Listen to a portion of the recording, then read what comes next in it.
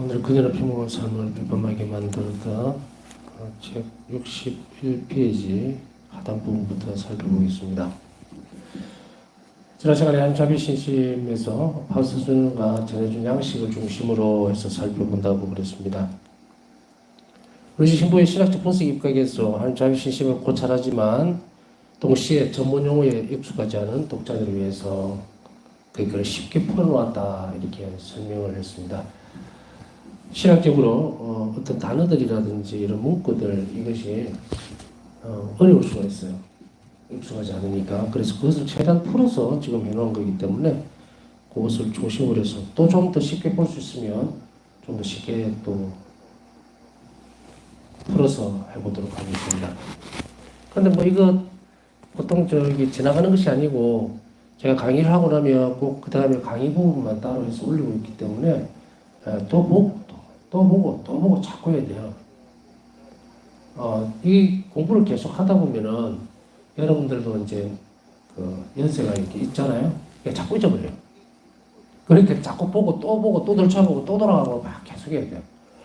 그리고 월피정도 있고 또 핵심 부정도 있고 하기 때문에 와서 정말 그래서 다 될 수 있는 부분들은 아닐 겁니다. 제가 이걸 하면서 되게 좀 힘드는 부분들이 뭐냐면 사실은 그 온라인으로 하게 되면 방송을 통해서 이렇게 하게 되면은 한 명이잖아요. 듣는 사람이 한 명이기 때문에 그런 부담이 덜한데 이것을 만약에 청중을 100명, 200명을 놓고 한다 그러면 굉장히 어려울 거예요. 왜냐면은 이게 강의가 보면서 사람 얼굴도 이렇게 보게 되거든요. 도대체 일을 하고 있는지 안 하고 있는지. 근데 100명, 200명이 되어버리면 무지하게 힘듭니다. 파악이 안 돼요. 그래서 본당 제가 강의를 나갈 때도 솔직히 이야기하면 큰 기대를 하진 않습니다. 근데 그렇게 가르쳐 놓고 보니까 안 와요. 하나도 뭐라 그러니까 한 방울도 안 들어갔다는 얘기예요. 이거는 따로 된 것은 없고요. 제가 이제 경험상 이렇게 살면서 24년 동안 이렇게 계속 가르치고 텀이 나면 본당 가서 이렇게 강의도 해보고 하지만 지금까지 만나본 사람 중에서 한 명도 진짜 거짓말하지 단 한 명도 신부님 지난번에 우리 본당에 와서 옛날에 이렇게 강의를 해서 그걸 듣고서 자비기도를 이렇게 정말 제대로 바칩니다. 아니면 자비신심에 대해서 관심 있고 좀 더 배우려고 합니다 하는 사람을 진짜 거짓말을 못하고 한 명도 못 만나봤어요. 그래서 제가 본당에 나가기 싫습니다. 싫다 그래요. 다른 분들은 그냥 가서 하면 안 됩니까? 그래도 오랜 시간의 경험에 의하면 이거는 눈을 맞추면서 가르쳐줘야 되는 대목들이에요. 그리고 본인도 열성이 있어야 돼요. 그래서 자비신심에 대해서 이걸 가르칠 때에 초기에 그 부분들이 나오죠. 하나님께 대한 더 높은 특성을 가지려고 하는 영혼들, 열망을 가진 영혼들을 위해서 이런 다른 기회들을 만들어주는 것이 좋다. 그렇다고 하더라도 다른 사람은 예외적이냐? 그렇지는 않죠. 그걸 얘기하는 건 아니고 좀 더 열심히 살아내려고 하는 사람도 있기 때문에 저 같은 모질한 사람도 신부가 되고 이런 거 아니에요. 그 길이 좀 더 열심히 하나님이 난 이렇게 사랑합니다 하는 걸 좀 더 드러내주기 위해서 선택한 길이거든요. 그러니까 어느 하나도 배제되는 것은 없어요. 배제되는 것은 없는데 제가 말씀드리고 싶은 내용들은 결국은 뭐냐? 오시라는 이야기예요. 와서 눈도 맞추고 듣고 세상에 이런 기회가 그렇게 흔할까는 생각하지 마세요. 흔하지 않습니다. 저도 나이가 있고 언제까지나 계속해서 이렇게 가르칠 수가 없어요. 그렇기 때문에 이런 기회가 있을 때에 여러분들이 그 기회를 잘 활용하시고 또 여기 와서 바사성교회 앞에서 바사성교만 은총도 받아가시고 이렇게 하시면 좋다는 이야기예요. 권고사항입니다. 권고사항. 제가 이렇게 가르치다 보니까 이런 부분들이 굉장히 많이 있습니다. 사실 그렇잖아요. 제가 여러분들 만난 적도 없고 지금 이제 저희 유일한 그 시설이 가 있는 곳은 카메라예요. 사람이 아니고 카메라지만 저는 머리에서 막 그린단 말이에요. 지금 막 졸면서 커피 한 잔 마셔가면서 또 이렇게 성시간이니까 마시진 않겠네요. 어쨌든 눈 비벼가면서 그렇게 열심히 배우려고 하는 사람들이 있기 때문에 그분들을 위해서 저는 최선을 다하고 있지만 그래서 적어도 지난번에 이제 우리 핵심 피정을 한번 해보니까 딱 이렇게 중심을 쓰는 것 같더라고요. 이거 월표정에서도 가르치는 긴 해요. 근데 이게 텀이 있다 보니까, 한 번쯤은 적어도 딱 말뚝을 치고 1박 2일 동안, 혹은 2박 3일 동안 딱 했으면 좋겠는데, 글쎄요. 다른 분들은 그런 시간들이 있을는지 없을는지 그건 모르지만, 적어도 일생에 한번 터닝 포인트가 있어야 돼요. 자기 삶을 돌아갈 수 있는 기회를 저는 주고 싶기 때문에 이렇게 핵심 피정이라는 것을 만들고 또 이렇게 하는 거예요. 자기 인생을 바꿔 나가는 것은 여러분들 지금까지 쭉 살면서 예수님 만났습니까? 안 만났다고 하셔야 돼요. 예수님을 안 만나고 어떻게 남은 인생을 살아가려고 합니까? 만나지도 않은 분을 어떻게 믿을 수 있고 만나지도 않은 분을 어떻게 사랑할 수가 있냐 이 말이에요. 그래서 여러분들에게 이렇게 부분적인 것을 가르치는 것은 적어도 우리 영혼 안에 예수님과의 만남이 있기를 바라는 것, 그것이 아주 중심적인 중요한 부분이라는 것을 권고하는 겁니다. 모두가 다 할 수도 없고, 아까 말씀드렸잖아요. 저는 사람이 너무 많이 오는 것도 좀 그래요. 뭐 미사라든지 다른 부분은 모르겠지만 강의 부분에 있어서는 협력적인 부분이에요. 저는 가르치지만 여러분들은 성령에 의해서 받아들여야 되거든요. 그런 게 없으면 안 되는데 아까 말씀드렸듯이 너무 많은 상황에서는 감당하기가 힘들다. 그렇지만 그것도 자꾸 하다 보면 뭐 1차, 2차, 3차 하다 보면 또 되겠죠. 한 번으로 끝나니까 그게 문제라는 얘기죠. 그러나 그래도 하나님께 감사드리는 것은 이런 제가 변당에 다니면서 강의도 그렇게 잘 하지도 못하면서 정말 몇 군데 가서 강의하고 최선을 다하긴 합니다. 그러나 제가 그 열매를 보려고 하는 것이 아니고 다음을 교육시킬 수 있는 부분들이 없어서 그랬는데 이런 코로나를 통해서 이렇게 여러분들하고 방송으로나마 지속적으로 계속할 수 있다는 것이 너무도 감사한 일입니다. 자, 제가 이만큼 이제 설명을 했으니까 제가 의도하는 바가 뭔지는 충분히 전달이 됐을 거니까 이 정도 하고 다시 루지 신부님이 무슨 얘기를 하고 있는지 다시금 돌아가 봅니다. 바울사순교 일기에서 전해준 하나님 자비신신과 관련해서는 루지 신부는 다음 사항들을 고찰합니다. 이제 일기에서 어떤 것들이 자비신신과 관련해서 이런 것이 있는가? 사실 저도 이제 그 일기책을 이렇게 보잖아요. 여러분들도 일기책 한 번쯤은 다 읽으신 분들이 많으리라고 생각하는데 여러분들 그 일기를 읽으면서 그 안에서 신학적인 재료들을 뽑아낸 적이 있습니까? 신학적인 재료를. 광범위한 부분에 있어서 신학적으로 뭔가를 이렇게 가르칠 수 있던 핵심적인 부분을 끌어내는 것은 진짜 신학자들의 몫이거든요. 더구나 특히 이 자비신학 이 부분에 대해서. 우리나라에만 지금 이런 자비신학에 대한 논문이나 이런 것이 없는 걸로 알고 있어요. 아직까지는. 혹시나 모르는 부분이 있기 때문에 장담을 할 수는 없지만 저는 일단 모릅니다. 그러나 적어도 제가 2000년 2월에 폴란드에 가서 봤을 때 그때만 하더라도 논문이 75편이나 나와 있었어요. 자비신학에 대한. 지금은 수도 없이 많겠죠. 그런데 그게 많다고 해서 좋은 게 아니에요. 루지 신부가 처음에 이 부분들을 가리키면서 뭐라고 말씀하시냐면 중구난방으로 너무 많은 관련해서 수없이 많은 논문과 책들이 쏟아져 나왔지만 그것은 여러 가지 상황들이 있었고 이제 정리를 싹 해버렸으니까 더 이상은 가타부터 이야기하지 말고 이것만 지켜라 하고 딱 내놓은 거예요. 그걸 지금 여러분이 배우고 있는 거예요. 얼마나 복이 많습니까? 그러니 여러분들 두리번두리번 하면서 엉뚱하고 자꾸 보지 마세요.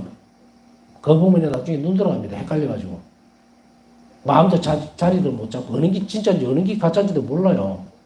뭐 가짜라는 말은 뭐 잘못된 것이다 뭐 이렇게 이해하시면 돼요. 삐뚤어진 것. 똑바르지는 않는데 삐뚤어진 것. 이런 거예요. 자 이제 갈래가 되고 이렇게 다 나왔으니까 살펴봅시다. 자 루시 신부는 다음 사람들을 어떻게 고찰을 하냐면 이 부분을 보면서 저는 굉장히 흥미로웠어요. 일기책을 쭉 보면서도 이런 걸 이렇게 뽑아내? 일기에서 이걸 뽑아내? 물론 그게 일기 전체가 어제 뭐라 말씀드렸어요? 일기는 하드웨어라고 그랬죠. 컴퓨터라고 그랬어요.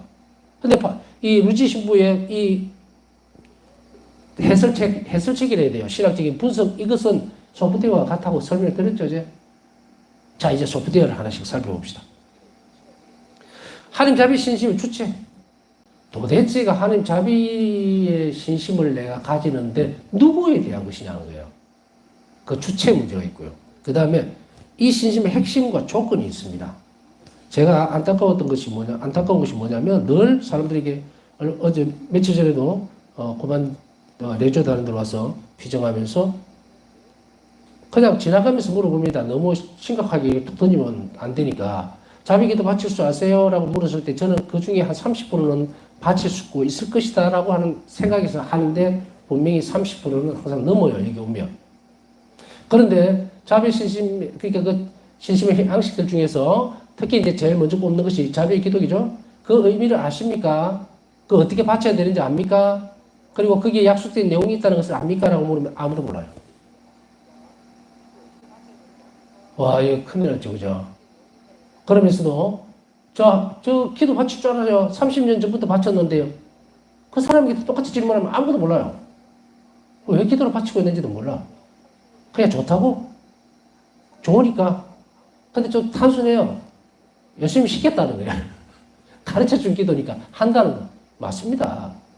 근데 예수님이 그걸 왜 해라 했는지를 알아야 될 거 아니에요.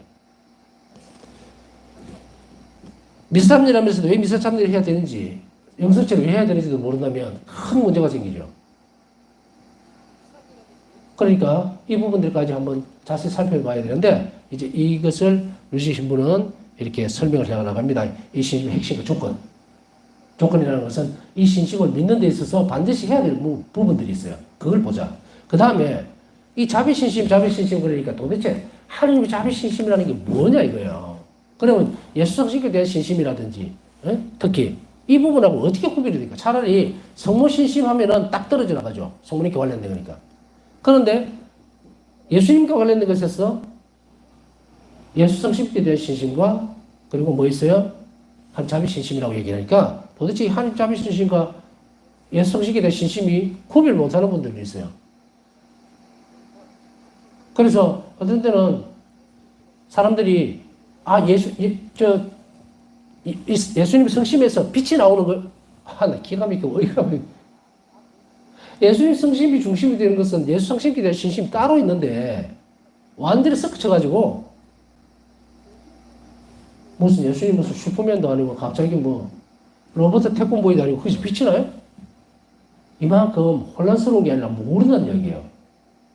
그래서 그렇다면은 이 자비신심과 예수 성신에 대한 신심이 지금도 신자들 사이에서는 그게 그거다라는 식으로 이해돼서는 큰일 난다. 절대로 안 됩니다. 예수 성신에 대한 신심과 한 자비신심은 완전히 달라요.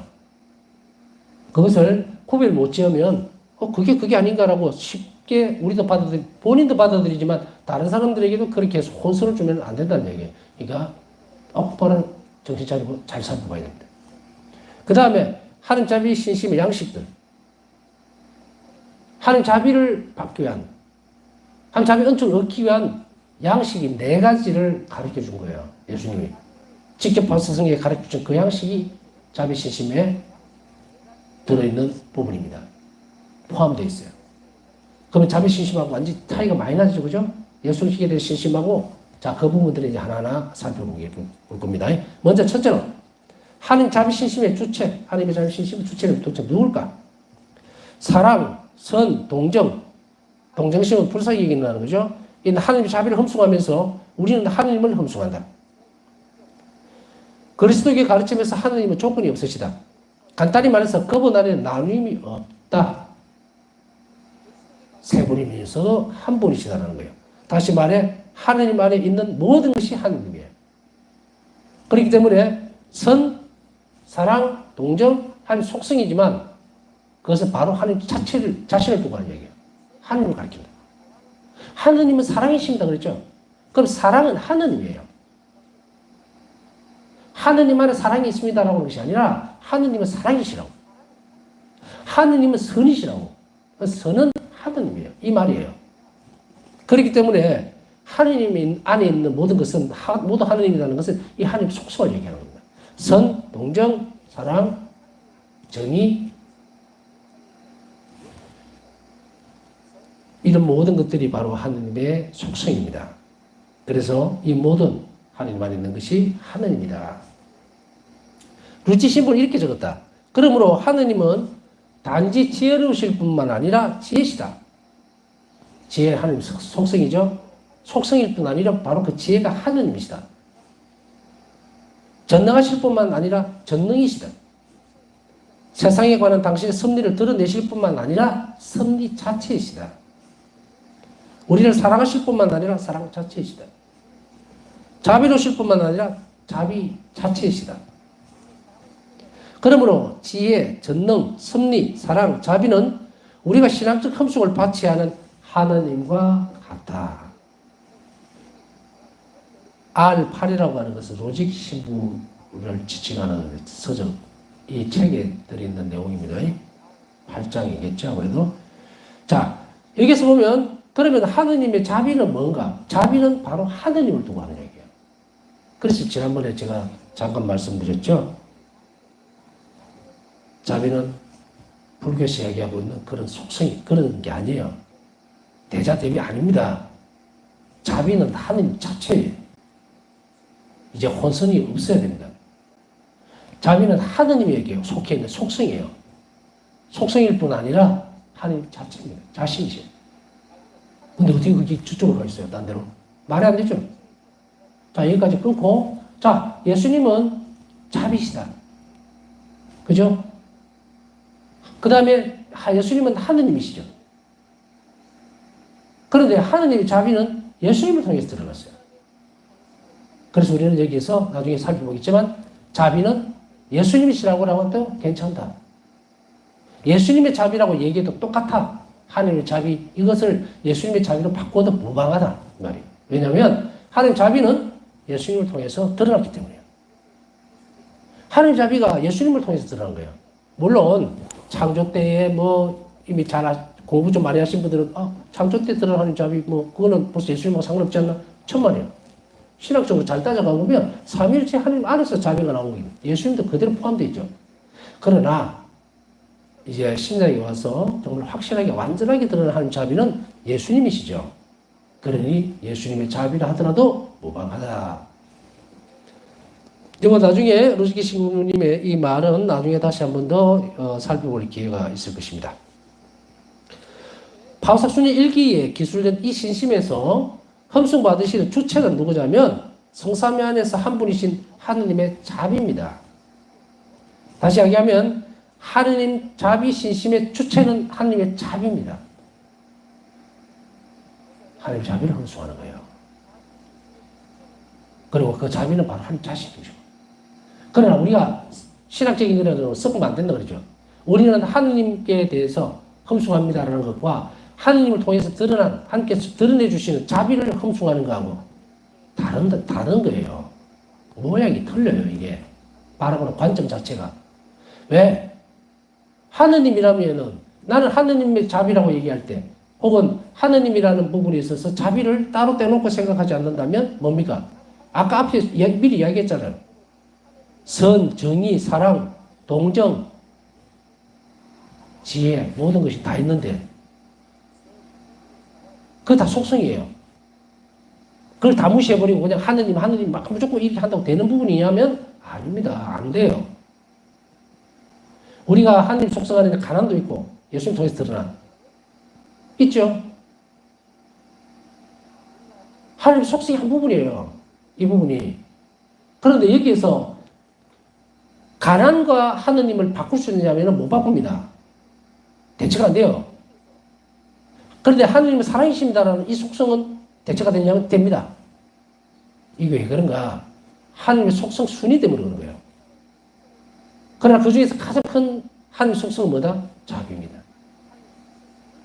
그래서 하느님 자신이 완전히 자비, 그 안에 선, 지식, 지혜 이런 게 다 들어있는 거예요. 자, 너무 복잡하게 설명하면 더 헷갈리니까 이것만 해도 충분히 설명이 됐을 겁니다. 그래서 성삼위 안에 한 분이신 하느님의 자비가 바로 우리가 흠숭하는 자비신심에서 흠숭하는 그 주체가 됩니다. 이 자비는 사랑, 선, 동정이며 하느님께만 적합한 속성입니다. 제가 한 번씩 그런 말씀을 드린 것을 오랫동안 들으신 분들은 왜 저렇게 자꾸 구별을 하지 하는 분들이 있을 수도 있지 않겠나 싶은 게 뭐냐면 저는 착하다는 것과 선을 구별을 지었죠.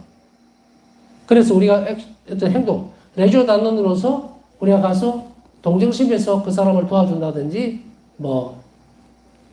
혼자 있는 독거노인을 가서 집안 청소를 해준다든지 아니면 빨래를 해준다든지 이렇게 했을 때에 그것은 본인이 시간 내서 외주도 않는 것을 당연히 한다고 생각하고 가서 했을 때에 그것은 뭡니까? 그거는 선함이라고, 착함이라고 그러죠. 착함, 선함이 아니라. 그 선은 뭔가? 그 선은 내가 그 일을 함으로 해서 하느님이 드러날 수 있도록 해주는 거예요. 그게 바로 선함이에요. 하는 속성을 닮아서 선하게 해주는 거예요. 다시 하기면 하느님을 닮는다는 것은 주체가 하느님에게서 내가 그 선함을 배워서 나갈 때 그때 선한 일이에요. 이 의식은 그럼 어떻게 해야 될 것인가?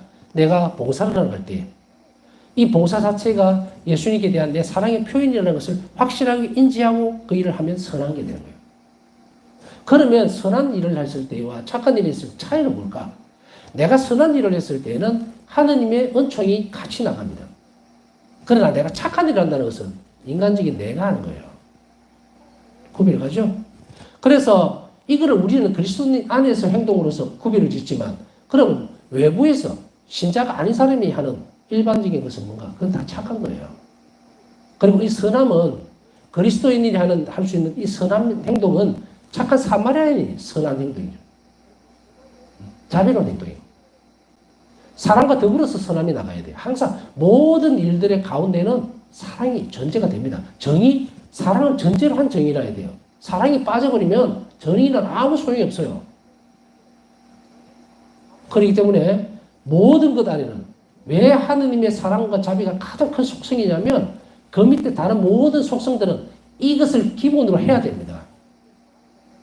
하나님께 대한 사랑이 전제가 되고 하나님께 대한 자비가 전제가 되고 난 이후에야 나머지 부분들이 색깔을 드러내요. 하나님 활동이 된다는 이야기입니다. 이건 또 다음 기회에 더 깊이 파고 들어갈 수 있으면 좋은데 그런 시간은 없을 것 같고 일단 이 정도만 구별을 해도 됩니다. 이거는 사랑으로 지금 선에 대한 부분들을 얘기했죠. 선한 일을 해갔다라는 거예요. 그러나 여기에 우리 희생적 결과물들, 내가 희생하고 기도 또 십자가 고통을 지고 같이 들어가주면 이게 자비로운 행위가 되는 거예요. 사랑을 전제로 한 선함이 자비로운 행위가 될 수 있으려면 이 부분이 보태지고 됩니다. 그래서 우리는 착한 일에서 그치는 것이 아니라 선한 일에서 그치는 것이 아니라 그 선한 일이 하나님 보시기에 좋았다라고 하려면 자비로운 행위를 더 곁들여야 된다는 얘기예요. 그래서 우리가 그럼 이제 다음에 이렇게 많은 교육을 받고 나면 어떻게 할 것인가?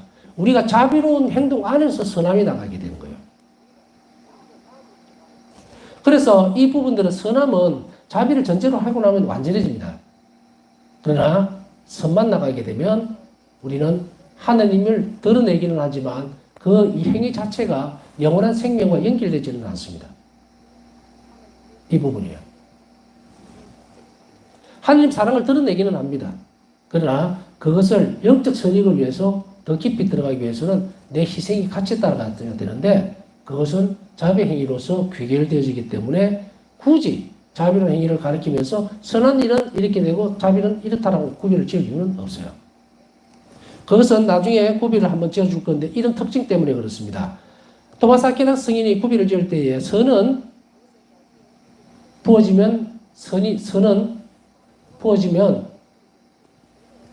사랑은 부어지면 선이 증가하고 자비는 부어지면 악을 뿌리 뽑습니다.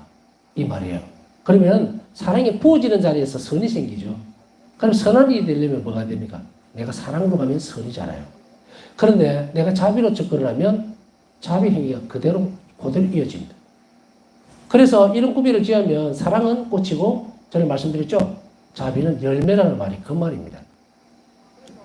그래서 예수님은 우리가 사랑을 바탕으로 한 것보다 자비를 통해서 이 사람들의 악의 뿌리를 뽑아내 주기를 바라셨기 때문에 하늘에 계시면서 일을 하실 수 있어요. 당신 자녀들을 선하게 보살필 수 있습니다.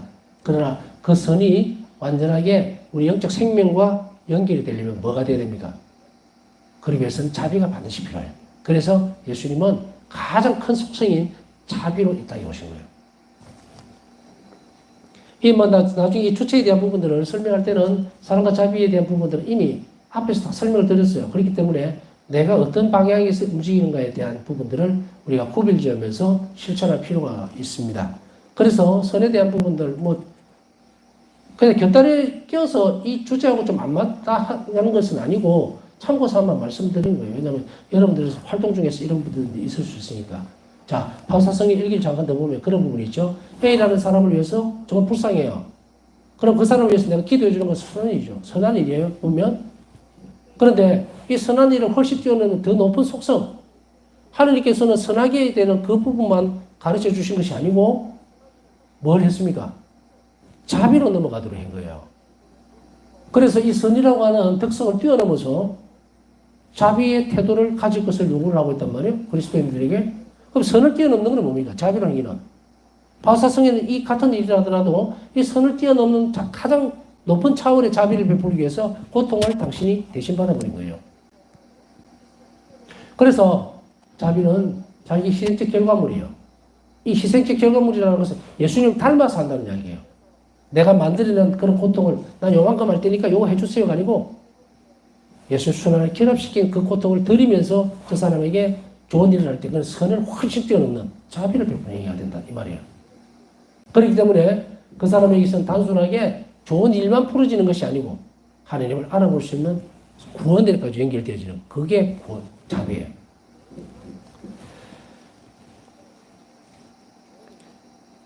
이 자비는 이해할 수 없고 헤아릴 수 없으며 말로 표현할 수 없고 끝없기 때문에 바로 하나님에게만 적합한 속성이 됩니다.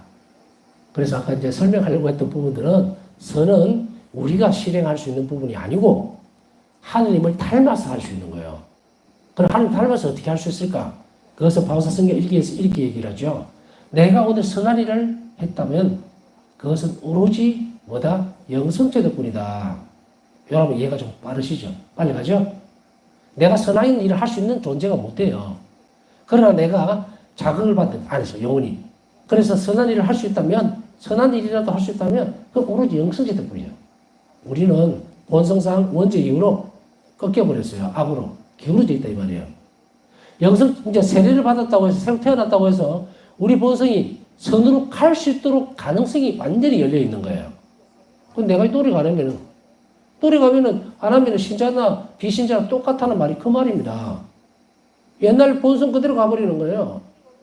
그러나 일반인들에게서 세례받지 않는 사람들과 우리의 차이는 뭐예요? 이 본성이 딱 악으로 기울어져 있지만 우리는 세례를 통해서 선으로 갈 수 있도록 이게 양갈래가 되어 있어요.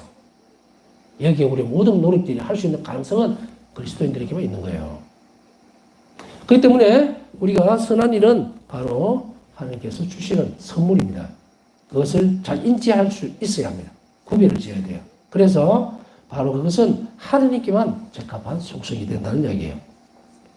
하나님의 자비가 성삼위 안에서 한 분이신 하나님의 자비일지라도 이 신심에서, 자비 신심에서 제기되는 위격은 예수 그리스도. 앞에 설명 들었습니다. 이 말을 하기 위해서 설명 미리 들었어요. 하느님의 자비 신심은 예수님의 자비 신심으로 바꾸어도 무방하다. 이 말이에요. 왜? 여기 좀 자비 신심에서 제기되는 위격은 삼위일신 하느님의 자비는 예수님을 통해서 만들어놨기 때문에. 그죠? 예수님을 통해서 만들어놨어요. 신약에. 구약에는 있었는가? 없었어요.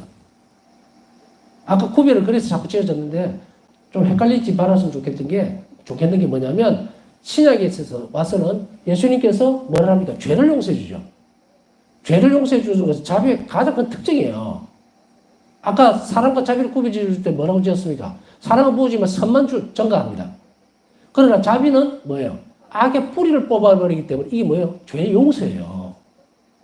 죄 용서를 받아야 그 사람이 다시 살 수가 있어요.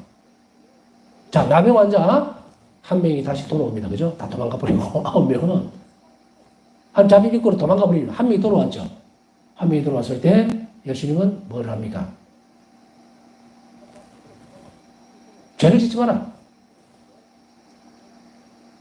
예수님은 나병 환자뿐 아니고 모든 이에게 똑같은 얘기를 합니다. 죄를 짓지 마라 다시는.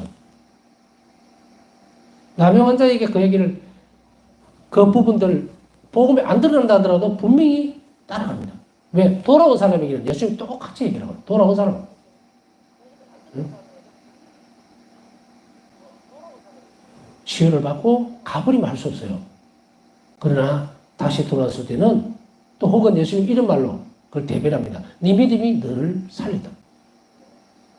놀라운 얘기를 하고 있죠. 그때마다 필요한 뿌리를, 악의 뿌리를 완전히 제거해버립니다. 전부 다. 그렇기 때문에 예수님의 특징을 보면 뭐 중풍병자든 아니면 뭐 가나마다 잡힌 여인에게는 다시는 죄를 짓지 말라라고 얘기를 하지만 중풍병자에게는 돌아온 그 나병 환자에게는 그 말을 하지 않았다 하더라도 바로 속을 보면 그 말이 분명히 나왔다는 거예요. 유추해 볼 수 있어요. 죄 때문에 일어났던 일을 분명히 얘기합니다. 그걸 뭐 복음에서 다 일일이 다 적었으니까 했고 안 적었으니까 못됐다라고 할 수 있는 거 아니에요. 죄에 대한 용서는 이 병하고 똑같습니다. 대신에 돌아온 사람들의 믿음을 보고 그것을 다시금 완전하게 만들어주게 됩니다. 왜? 의탁하는데. 돌아왔잖아요, 다시. 한 명은, 나병 환자는. 이게 당연히 그 사람에게 뭘 주게 됩니까? 자비를 베푸는 거예요. 자, 하나님의 선함은 이제 돌아올 때에 그 사람을 완전하게 만들어주고, 그리고 의탁하도록 이끌어주면서, 의탁한 태도가 이 나병 환자에게서 있었죠. 다시 돌아왔으니까. 그 의탁한 태도는 뭐라고 했습니까? 한 자비의 은총을 입을 수 있는 조건이 그릇이 그거예요. 그러니 이 사람에게는 그 그릇을 가지고 이제 한평생 남은 생애 동안 하나님 자비를 입을 수 있도록 되어 있어요. 이게 이제 보이지 않는 부분입니다. 9명은 끝나버렸어요. 그냥 부어지는. 그래서 지난번에 말씀드렸던 그 일반적인 은총도 바로 하나님에게서 받아지는 은총이지만 이제 직접적으로 구원하고 연관되어 있는 자비와 관련되어 있는 부분에서 은총은 따로 예수님께서 이렇게 4가지 방식으로 전해주셨다는 이야기입니다. 그래서 우리가 나병 환자든 지붕을 뚫고 내려온 아니면 가난하던 여인이든 모두에게 과로를 다 쳐서 볼 수 있는 것은 바로 뭐냐? 다시는 죄를 짓지 마라. 이 부분이에요. 내가 나에게 의탁한다면 죄를 짓지 말라는 거예요. 그것이 너를 더 험하게 만들 수 있다. 그럼 죄를 짓지 말라는 건 죄를 용서해 줬다는 이야기거든요. 그럼 악의 뿌리를 거기서 뽑아내줘 버렸죠. 제거해 줬단 말이에요. 이게 자비예요. 그냥 예수님께서 치유해 주셨다고 알아들으면 안 됩니다. 하나님 자비에 의해서 그 일이 일어난 거예요. 그래서 자비와 사랑을 자꾸 구별 지어주는 것은 얼마나 은혜롭고 놀라운 일이 있었던가에 대한 것. 그리고 그 상황 자체가 영원한 생명까지 갑니다. 돌아온 나병 환자 1명에게는 영원한 생명이 가는 문을 열어주지만 9명은 그냥 끝났어요. 예수님이 뭐 제자들을 시켜서 잡아오라 하겠습니까? 어쩌겠습니까? 복음에도 보면 바리새파 사람들보다는 사두가이파 사람들, 뱀의 족속들이라고 바로 잘라내버리죠. 그 하느님과 있을 수 없기 때문에 그래요. 하느님이 뭐 전지전능하지가 않아서 뭐 그런 게 아니고 덜 자비로워서 그런 것이 아니고 자비의 속성은 같은 자비로움이 없으면 들어오지를 못해요. 그래서 우리는 죄와 하느님을 같이 모실 수가 없기 때문에 우리는 늘 죄가 없는 성화적 상태에 있어야만 영성취할 때 예수님이 내 영혼을 오실 수가 있는 거예요. 하느님 자비시신 모든 양식이 예수님과 연결되어 있기 때문에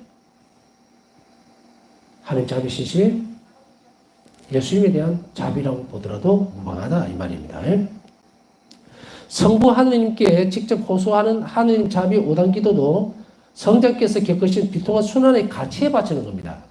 그 순환은 누가 겪으셨다? 삼위일체이신 하느님이시지만 위격으로 드러난 예수님에게서 드러나죠. 그렇기 때문에 순환의 가치에 바치는 것인데 그분은 이 기도와 관련하여 모든 은총을 베푸시기 때문이에요. 그래서 하나님 자비 5단 기도는 뭐다? 직접 예수님께 드려야 되는 기도가 되는 겁니다.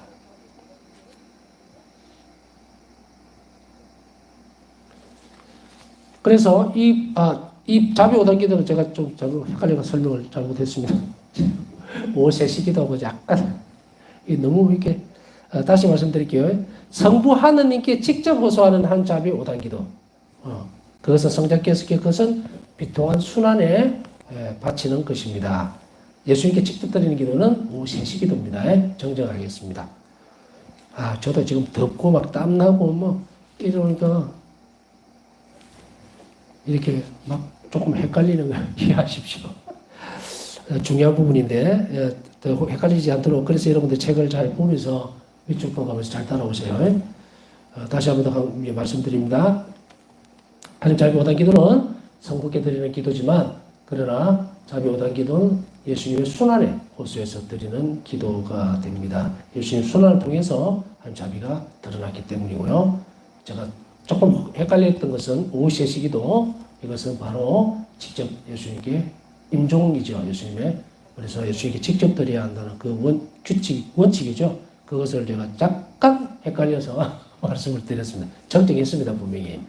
자, 하나님 자비 신심이 특히 예수님과 연결된다는 사실은 예수님 길이요 진리요 생명이시며 그분을 통하지 않고서는 아무도 아버지께 갈 수 없다는 말씀에 깊은 근거를 둔다. 요한복음 14장 6절 참조하시면 됩니다. 자비 신심 예수님과 연결되는 것은 바로 나는 길이요 진리요 생명이며 또 나를 통하지 않고서는 아무도 아버지께 갈 수 없다는 바로 이것이 그 근거가 된다는 겁니다. 이것을 근간으로 해서 분명하게 이 사실을 밝혀놓고 있습니다. 예, 남은 시간 묵상하면서 오늘 기도 부탁하신 분들 우리가 꼭 이루어질 수 있도록 함께 기억해 주시기 바랍니다.